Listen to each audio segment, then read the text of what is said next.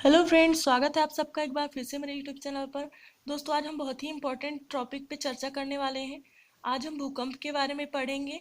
दोस्तों, इस तरह के क्वेश्चन एग्जाम पे बहुत ज़्यादा पूछे जाते हैं और सबसे ज़्यादा इम्पॉर्टेंट बात यह है कि क्वेश्चंस एग्जाम में पूछे जाएं या फिर ना पूछे जाएं, भूकंप और ज्वालामुखी ऐसी भौगोलिक आपदाएं हैं जिनके बारे में हर व्यक्ति को नॉलेज होनी चाहिए, क्योंकि हम भौगोलिक वातावरण में ही निवास करते हैं।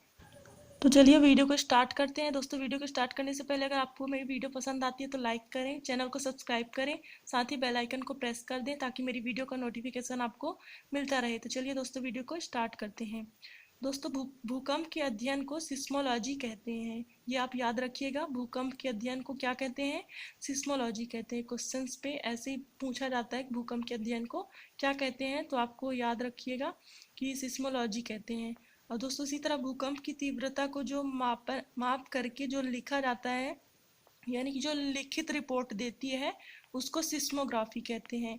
और दोस्तों, सबसे ज़्यादा इम्पोर्टेंट बात यह है कि भूकंप को किस यंत्र से मापा जाता है, तो आप याद रखिएगा, रिएक्टर या रिचर जो यंत्र होता है, पैमाने से भूकंप की तीव्रता को या भूकंप को मापा जाता है। दोस्तों, भूकंप को मापने के दो पैमाने होते हैं, पहला तो रिचर या रिएक्टर पैमाना और दूसरा मार्केली पैमाना।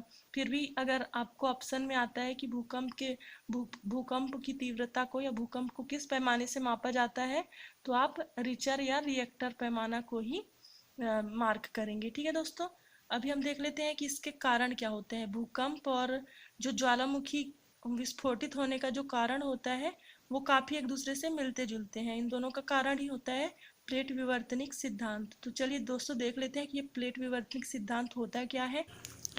दोस्तों, वेगनर महोदय जी ने प्लेट विवर्तनिक सिद्धांत को प्रतिपादित किया था, क्योंकि जब खिसकती हैं, तो जब कुछ प्लेटें ऊपर की तरफ जाती हैं, कुछ प्लेटें नीचे की तरफ आती हैं, तो इसे रूपांतर गति कहते हैं। वहीं जब ये प्लेटों में हलचल होती है, तो एक प्लेट इस तरफ जाती है, एक प्लेट दूसरी दिशा में जाती है और दूसरी प्लेट दूसरी दिशा में जाती है, तो इसको अपसारी गति कहते हैं।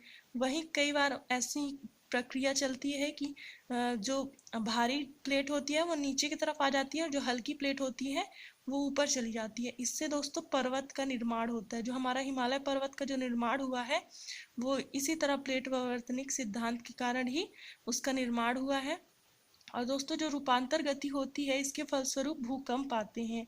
और जो अपसारी गति होती है, इसके फलस्वरूप ज्वालामुखी विस्फोटित होता है, क्योंकि इस तरह से इस बीच में ज्वालामुखी को, यानी कि जो धधकता हुआ लावा होता है, उसको निकलने का वो रास्ता मिल जाता है। इस तरह से इस जरिए वह बाहर आ जाता है। तो दोस्तों, अभी हम भूकंप के बारे में पढ़ रहे हैं, नेक्स्ट वीडियो में हम ज्वालामुखी के बारे में पढ़ेंगे। तो इसमें तो दोनों ही क्लियर हो गए कि ज्वालामुखी और भूकंप किस तरह से आते हैं। ठीक है दोस्तों, जब रूपांतर गति निर्मित होती है, तो इसके फलस्वरूप भूकंप आते हैं। दोस्तों, चलिए आगे बढ़ते हैं। दोस्तों, अभी हम बात करें भूकंप अभिकेंद्रण।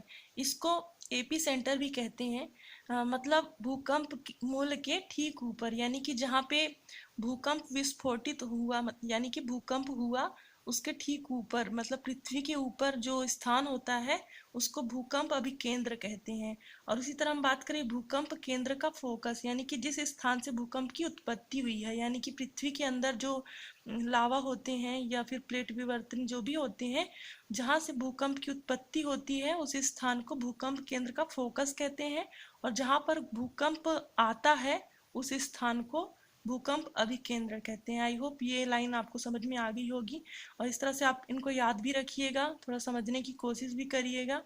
यानी कि भूकंप जिस जगह से उत्पत्ति होती है भूकंप की, उस जगह को भूकंप केंद्र का फोकस कहते हैं। और जहाँ पे भूकंप आता है, जहाँ पे महसूस किया जाता है भूकंप को, उस स्थान को भूकंप अभिकेंद्र कहते हैं। दोस्तों, अभी हम बात करें बेसिक नॉलेज की, तो सागर में भूकंप के द्वारा जो उत्पन्न लहर होती है, यानी कि जो लहरें उत्पन्न होती हैं, उनको सुनामी लहर कहा जाता है। और जापानी भाषा से सुनामी शब्द की उत्पत्ति हुई है। दोस्तों, भारत में सुनामी लहर 26 दिसंबर 2004 को हिंद महासागर में आई थी। इसको आप याद रखिएगा, ये मैंने नोट करके लिखा हुआ है। भारत में सुनामी लहर 26 दिसंबर 2004 को हिंद महासागर में आई थी, यह पूछ दिया जाएगा। और दोस्तों, आपको पता ही होगा कि विश्व में सबसे ज़्यादा भूकंप जापान में आते हैं।